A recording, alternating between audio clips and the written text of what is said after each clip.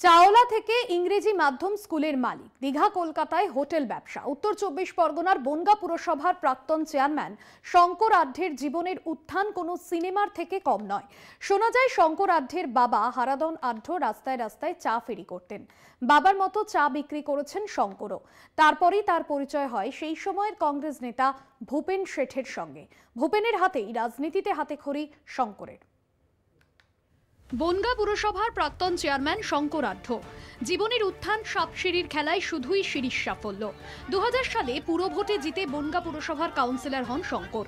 সেই শুরু, তারপর আর পিছন ফিরে তাকাতে হয়নি। বনগাঁ পুর এলাকায় একাধিক প্রাসাদোপম বাড়ি শঙ্করের। হোটেল ব্যবসাও আছে। দীঘা এবং কলকাতায় একাধিক হোটেলের মালিক শঙ্কর আঢ্য। বাবা হারাধন আঢ্যর নামে বনগাঁ শহরের পেট্রাপোল এলাকায় 6 ঘরিয়ায় 17 বিঘা জমির উপর ইংরেজি মাধ্যম স্কুলের মালিক শঙ্কর আঢ্য।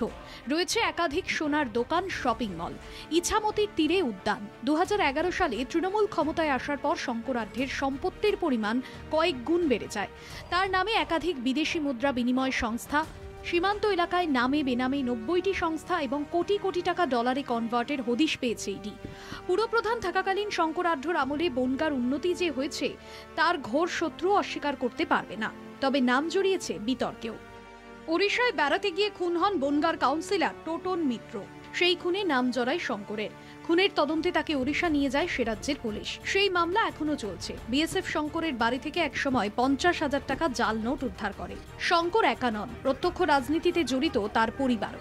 দুবার বনগাঁ পুরসভার চেয়ারম্যান শঙ্করের স্ত্রী জ্যোৎস্না আঢ্য একসময় বনগাঁর চেয়ারপারসন হন। বর্তমানে জ্যোৎস্না বনগাঁর ভাইস চেয়ারপারসন, মেয়ে বনগাঁ পুরসভার কাউন্সিলর। বেআইনি উপায়ে বিপুল প্রাচুর্যের অধিকারী হলেও শঙ্কর ও তার পরিবারের পা কিন্তু মাটিতেই ছিল। আর তাই রেশন দুর্নীতিতে গ্রেফতারির পরও পাড়ার ছেলে শঙ্করকে ভালো মানুষ বলতে কুণ্ঠা নেই প্রতিবেশীদের। বনগাঁ থেকে দেবাশিস মণ্ডলের রিপোর্ট, কলকাতা টিভি।